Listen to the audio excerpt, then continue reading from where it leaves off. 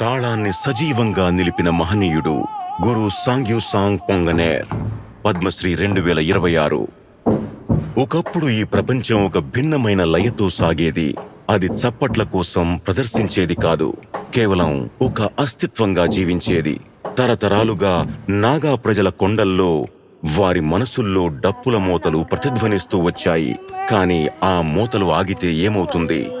1945 మార్చి 23న ఒక చిన్న ఆవ్ నాగా గ్రామంలో జన్మించిన ఒక బాలుడు కేవలం సంస్కృతిని చూడడం కాకుండా దానిని వారసత్వంగా స్వీకరిస్తూ పెరిగాడు. కాలక్రమేణా సమావేశాలు అరుదయ్యాయి, పాటలు మరుగున పడ్డాయి, నృత్యాలు మాయమయ్యాయి. సంపన్నమైన ఆవ్ నాగా వారసత్వం చేజారిపోతోంది. అప్పుడు గురు సాంగ్యూసాంగ్ పొంగనేర్ దాని పునరుద్ధరణకు తన జీవితాన్ని అంకితం చేస్తానని ప్రతిజ్ఞ చేశారు. చిన్నప్పటి నుంచి నేను మా వాళ్ళ పాటలు, నృత్యాల పట్ల నాకు ఆకర్షణ ఉండేది. నా తండ్రి, తాతయ్య, గ్రామ పెద్దల నుండి నేను వాటిని నేర్చుకున్నాను. అప్పట్లో రాతపూర్వకమైన పత్రాలు ఉండేవి కావు, అంతా మౌఖికంగానే అందించబడేది.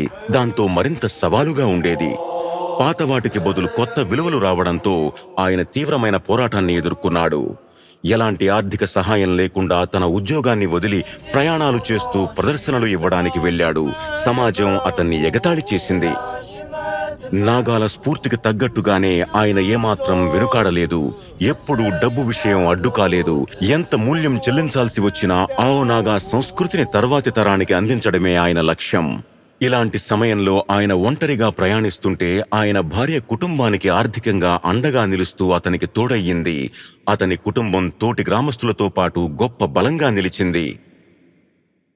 6 దశాబ్దాల అంకితభావం అపారమైన ఫలితాన్నిచ్చింది. కళా దీక్ష మరియు నాగా వాదిర్ వెల్ఫేర్ కల్చర్ క్లబ్ వంటి కార్యక్రమాల్లో గురు సాంగ్యూసాంగ్ పొంగనేర్ వేలాది మందికి మార్గం చూపి శిక్షణనిచ్చారు.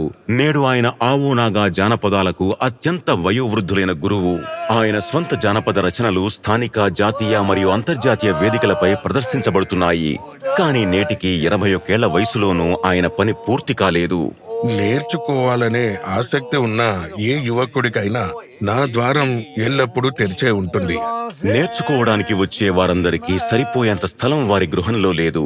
అందుకే ఆవో నాగా సంస్కృతి వర్ధిల్లేలా ఒక అకాడమీని స్థాపించాలని కలలు కంటున్నారు. సరైన సహకారం లభిస్తే ఆ కలను సాకారం చేయగలనని నమ్ముతున్నారు. కొన్ని వారసత్వాలు పుస్తకాల్లో లిఖించబడి ఉంటాయి, మరికొన్ని లయ రూపంలో కొనసాగుతాయి.